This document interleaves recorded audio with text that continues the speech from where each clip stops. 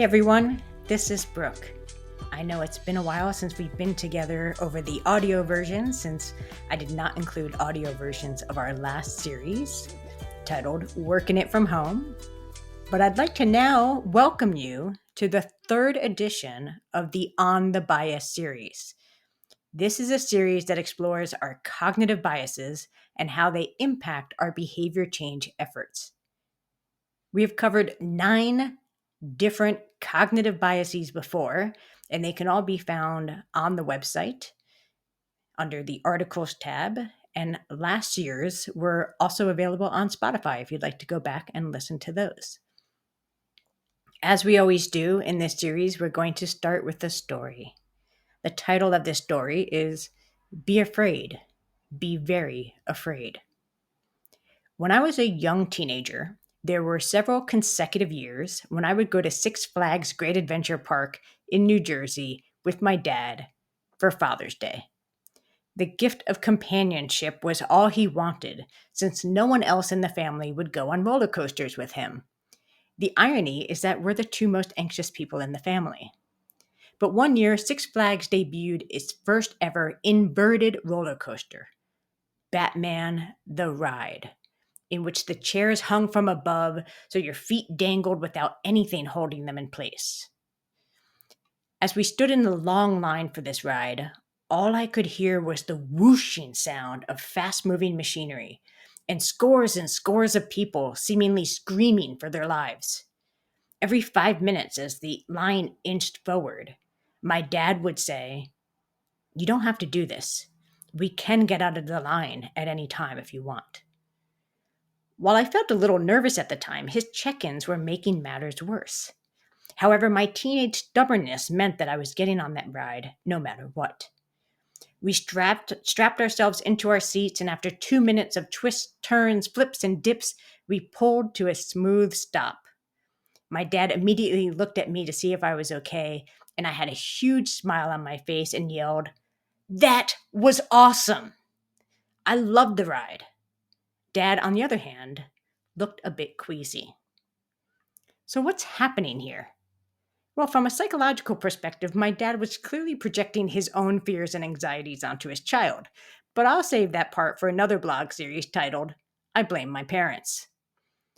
But while I stood in line for that roller coaster, the sights around me, like the people dangling and flipping on this roller coaster, the sounds around me, like the loud whooshes of the roller coaster, and the interactions I was having, like my dad's repeated offers to leave the line, primed me to be scared of the impending experience. Had I not felt determined to try the ride, the stimuli would have prompted me to ditch it for something more familiar. So on the bias, describing the priming effect, it happens when we are exposed to a stimulus like sight, smell, sound, or touch, and we form an association. When we later hear or see the same stimulus, it triggers similar associations, and we make what seem like natural links. So imagine if the experience was flipped around. I'm standing in line for the ride, and upbeat music is playing that overpowers the whooshing sounds. There are signs throughout the line that says, 10 minutes until you're also screaming with glee, reframing those screaming sounds I was hearing before. And my dad's check-ins sound more optimistic, like, this is going to be so much fun. In this alternate universe, I would have been primed to be excited for the ride, which may have even enhanced my joy during and after the experience. Let's bring this bias home a bit. Since priming tends to occur on a subconscious level, we typically notice it in hindsight. So think of a time when one stimulus, like a smell you adore, a friendly smile, or a feel-good email or text, shifted your decision or disposition in a subsequent task. For example, a familiar smell makes you feel nostalgic, so you choose comfort food for your next meal. A friendly gesture by a stranger before work leads to warmer email responses. Calming music and lavender smells in the spa waiting room help you relax before a massage. Let's shift gears a little bit and see how this bias can help or hurt our behavior change programs. And honestly, studies on this bias are really fascinating to read about. One study showed that low volume or no music in a food establishment leads to healthier food choices, whereas high volume music led to unhealthier choices. Another study correlated exposure to aggressive words with increased frustration compared to participants who were exposed to words of patience or positivity. The Decision Lab, and I shared the link to this in the written version of the post, distills the priming effect to its core with this sentence: our actions and behavior can be altered by the information we are exposed to. Like mind blown, scary effects coming in. So let's explore how this bias can help or hurt us in our behavior change efforts. And I'm going to start with how it can hurt us. So if we're not mindful of the cues we're using during outreach events and communication materials, we risk priming the audience to have feelings that are counterproductive to what we hope to achieve. I often think about this when watching nature-based documentaries. Some of these videos start with a montage of images about all the terrible things happening to the planet, which then primes the viewer to feel sad, scared, overwhelmed, and hopeless. Even when this montage is followed by solutions, the viewer may still have a hard time overcoming the initial priming, resulting in some lingering skepticism as they watch the rest of the film. Similarly, starting these videos with slow, calming music might prime the viewer to be relaxed, or it could signal to them that it's nap time. This bias can also hurt our efforts when media coverage or misinformation campaigns use negative priming through clickbait headlines, fear-based messages, and data distortions that ultimately degrade trust, the truth, optimism, and action. Addressing this issue is far more challenging, as it ends up being a race to the starting line of who can reach audiences first and most consistently. Now, in our next section, when I talk about how this bias can help us, I do talk about a study on positive priming that dispelled the persistent belief that sharks intentionally attack people, which can provide insight in how we can combat disinformation and misinformation. Also, again, the written version of this post has some links to additional articles I've written on combating misinformation and what do we do about kind of press clickbait. So do check out the written version of the post if you're interested in more of that information. But let's go into how this bias can help our behavior change efforts. Well, now that we understand how priming works, we can be strategic about the words and stimuli we use when engaging our audiences. Let's start with motivational language.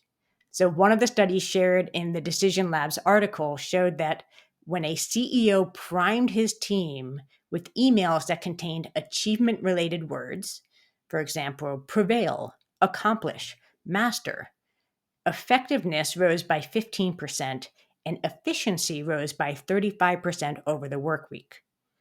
While we may not be aiming for efficiency and productivity metrics per se, we could utilize a similar approach to empower audiences to take action for the planet. We could also use priming to, set the mood for workshops, trainings, and events we're hosting. So if you anticipate that an upcoming stakeholder meeting will be a bit tense or challenging, you could opt to play calming spa-like music when attendees arrive and kick off the meeting with activities that focus on commonalities and team building. Or you can start with energizing music and activities to prime the group for high participation, especially for those post-lunch events that we find ourselves holding. Now, as I mentioned before, a neat example of using priming for good comes from a research study that aimed to reduce people's fear of sharks to encourage more public advocacy for protecting sharks. The study used priming messages on the absence of intentionality in shark bites, meaning they're not actually trying to attack you. It just sometimes happens. These encounters happen versus attacks. But they shared these priming messages before aquarium visitors entered the shark exhibit, which in the end resulted in a greater understanding of shark behavior, increased pride in shark species, and a greater likelihood of supporting shark conservation efforts, even after local shark encounters had been reported in the news. I mean, if I'd received some of these priming messages before watching Jaws as a child, I might have been a more confident snorkeler today. Instead, I hear the dun dun every time I go snorkeling, unfortunately. So, lastly, I do want to share a note or two of caution on using the priming effect in your work. The first caution is it's contextual and likely temporary. It requires your program to control the environment and stimuli around the audience, like what music is playing, which you may or may not have access to controlling. And it may not work in all settings. Additionally, the positive association between the priming and the action may not carry over to future situations. So it may work in that moment, in that time, that place. It's not guaranteed to work every time that audience members receives that stimulus. Most importantly, in terms of notes of caution, we must use this bias with care and strong ethical standards. There is a line between persuasion and manipulation we should be mindful not to cross.